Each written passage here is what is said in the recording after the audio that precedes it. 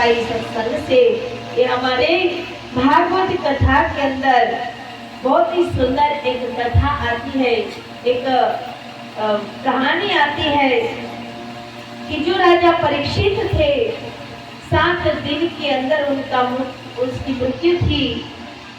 अब उस मृत्यु से उसको भय नहीं था, लेकिन उसके मन के अंदर एक आशा और इच्छा थी कि वो धर्मात्मा राजा थे, राजा परीक्षित। उसके मन के अंदर एक इच्छा प्रकट हुई कि मरने का डर तो मुझे नहीं है, लेकिन मरने से पहले मुझे भगवान से मिलना है।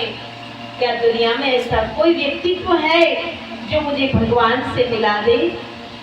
उसने 88,000 ऋषि मुनियों की सभा भरी अपने राजभवन के अंदर।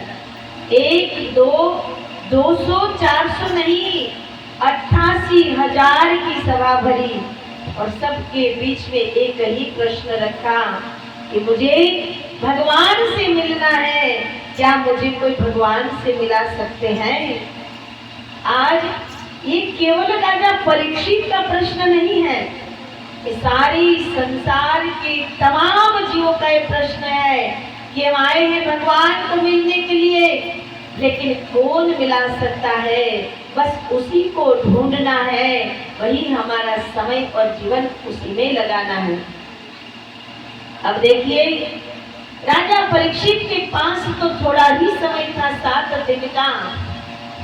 अब 88,000 में कोई विद्वान था, पंडित था, मंडलेश्वर था, महामंडलेश्वर था, तपस्वी था, कोई तांत्रिक था और दार्शनिक था। बहुत बड़े बड़े लोग उसमें समाज सुधारक भी थे। सभी से एक ही प्रश्न किया कि मुझे ईश्वर से मिलना है, क्या आप मुझे ईश्वर से मिला सकते हो?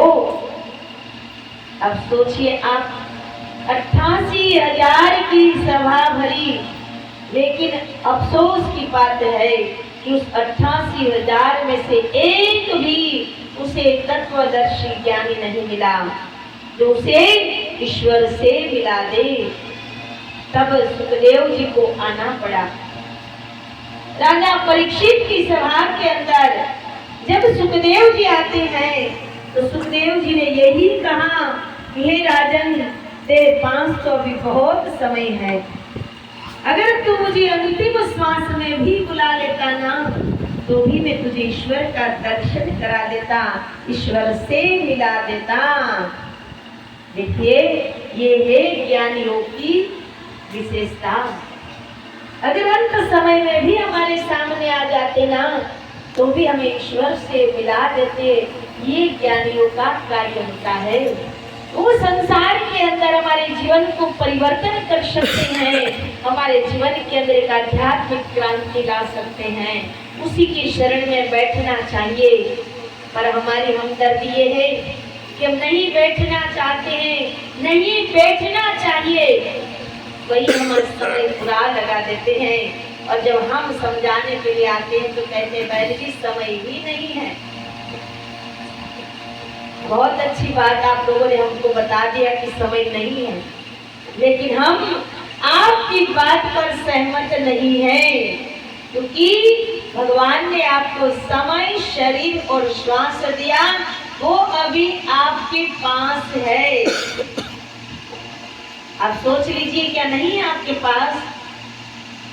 इतना सारा भगवान ने हम लोगों को दे दिया, फिर भी अगर आप कहेंगे कि हमारे पास समय नहीं है, तो समय एक दिन आपको निकाल देगा। आप क्या करोगे बताओ?